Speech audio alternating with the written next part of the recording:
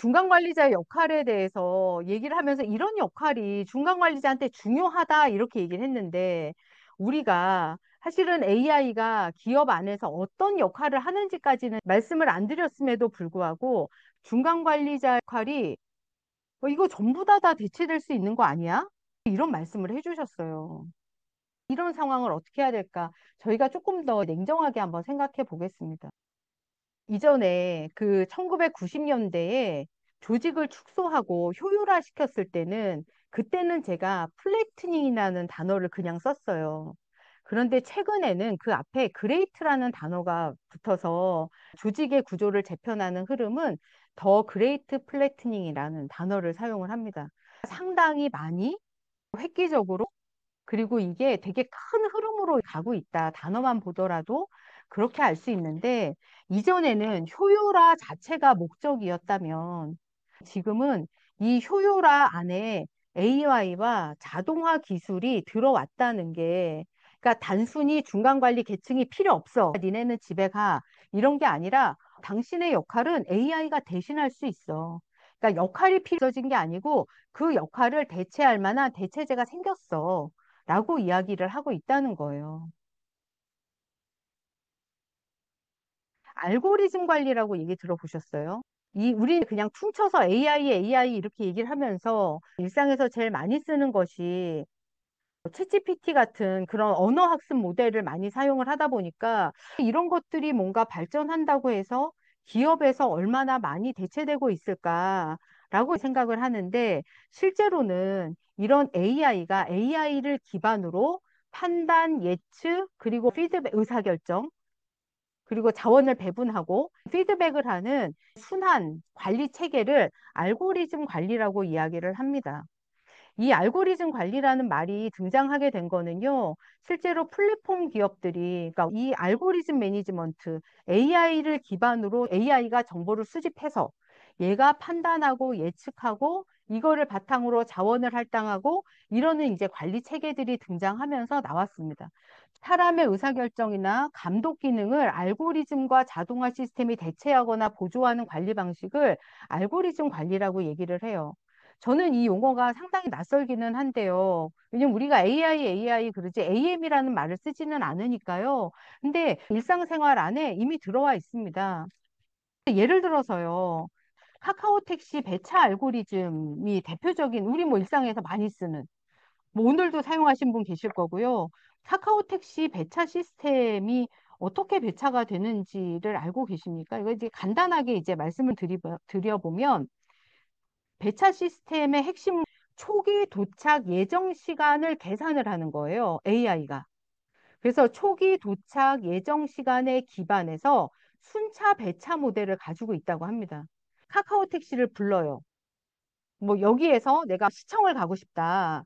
라고 해서 시청 이렇게 딱 하면 이 초기 도착 예정 시간에 기반해서 순차 배차 모델을 돌리면 가장 먼저 도착하는 기사 한 명에게 너 갈래? 하고 물어봐요. 그랬더니 그 기사가 오케이 하면 그 기사가 오는 거고요. 그 기사가 노 이렇게 얘기를 해요. 그러면 다른 후보군 안에 있는 다른 기사한테 순차적으로 이렇게 돌려가지고 계속 그래서 우리가 보면 1분 내에 오는 기사들한테 2분 안에, 3분 안에, 4분 안에 이런 식으로 서치를 하고 있잖아요. 그런데 이 초기 도착 예정 시간을 계산할 때는 단순히 차가 있는 곳에서 제가 있는 곳까지의 거리만 계산하는 게 아니라 이 기사가 과거의 데이터를 보니까 배차 수락 확률이 떨어져요. 그럼 아무리 가까이 있어도 아, 이 사람은 장거리는 안 가는 사람이야 라는 데이터가 있다고 쳐요. 그러면 이 사람은 도착 예정 시간이 늦을 거 아니에요. 거절할 확률이 높을 거 아니에요. 그럼 그런 사람한테 배정을 안 한다는 거예요. 그러니까 거리랑 기사를 선정하는데 배차 수락 예측 확률, 그다음에 뭐 일평균 운행 완료 수, 이 기사 만나지 않기 지정 횟수, 그리고 1점 평점 횟수, 높은 요청 수락률, 뭐 이런 걸 가지고 AI가 시뮬레이션 해가지고 시간을 계산하고 예측해서 사람들한테 지정하고 배차가 된다는 거죠. 생각해 보면 이게 알고리즘 안에서 자동으로 예측해서 계산하고 그리고 자원을 할당하고 배분하고 하는 것들이 다 AI 기반으로 되지 않는다면 그 많은 데이터들과 요청들을 수용할 수가 없을 거잖아요.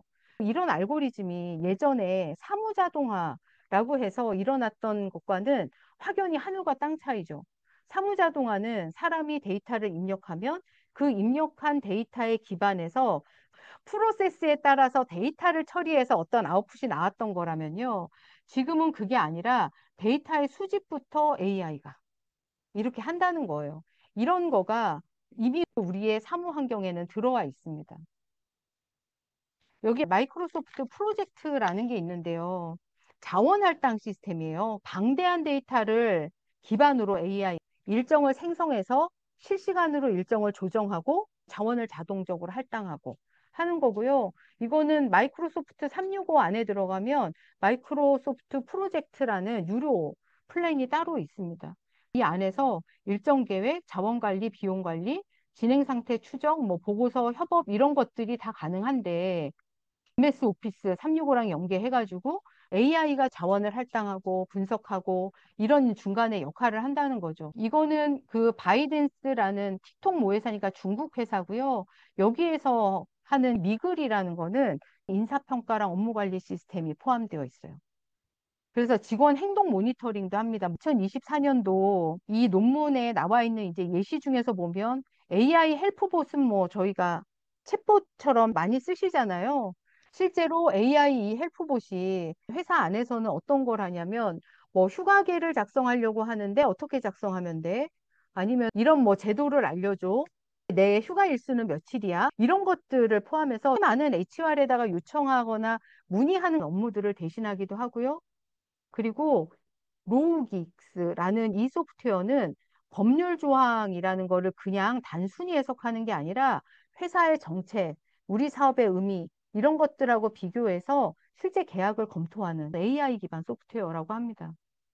계약을 자동 승인하기도 하고요. 아마존에서는 바코드건을 가지고 근로자가 이동하고 행동하는 걸 추적해서 근로자가 열심히 일하는지 그렇지 않은지에 대한 순위도 매기고 징계하는 데 활용하기도 하고요.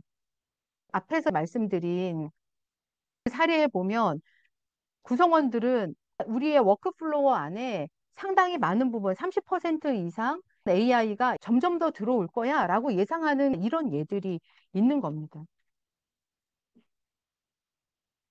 이렇게 본다면 정말 많은 부분의 일들을 뭐 데이터를 수집하고 분석하고 전달하고 기본적인 의사결정을 하고 계약서를 검토해서 계약을 승인하고 하는 그런 기본적인 것들이 사실은 AI를 통해서 다 가능해지는 거죠.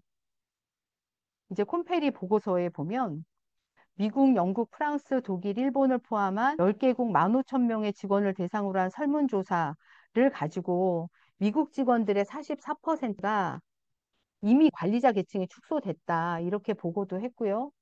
그리고 에서도 2026년까지 20%의 기업이 AI를 사용해서 조직 구조를 평탄하게 만들고 중간 관리자의 50%를 없앨 거야. 이렇게 예측을 하고 있다는 거예요. 그래서 관리자가 줄어드는 건 어쩔 수 없는 흐름 같습니다. 관리자가 완전 대체될 수는 없고요. 중간 관리자는 AI로 대체되겠구나. 일부가 아니라 상당히 많은 비율이 그런 생각이 들어요.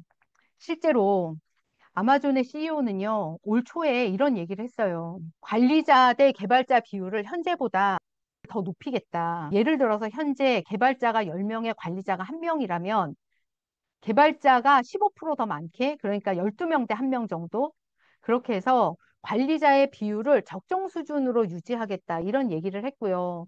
메타에서도 마찬가지로 관리자 1인이 담당하는 구성원 수가 현재는 서너 명 정도라면 7, 8명 수준으로 관리자 중에 한 명은 없애겠다. 한 50% 정도로 구조조정하겠다. 이런 얘기를 했고, 이렇게 인원이 줄어드는 거는 AI가 대체할 수 있기 때문에 관리자들은 그동안 했던 바쁜 일, 그런 일들에서 본인은 더 중요하고 인간만이 할 수 있는 일로 전환을 해라. 그런 메시지를 전달하고 있는 것처럼 보입니다. 그래서 중간 관리자가 줄어드는 건 어쩔 수 없는 흐름이고, 그렇다면 리더는 이런 흐름 속에서 인간이 해야 되는 중요한 역할과 역량을 개발하지 않으면 예전처럼 단순하게 반복되고 루틴하게 일어나는 업무를 관리, 감독하는 일에만 집중한다면 사실은 줄어드는 1인에 포함될 가능성이 높은 거죠.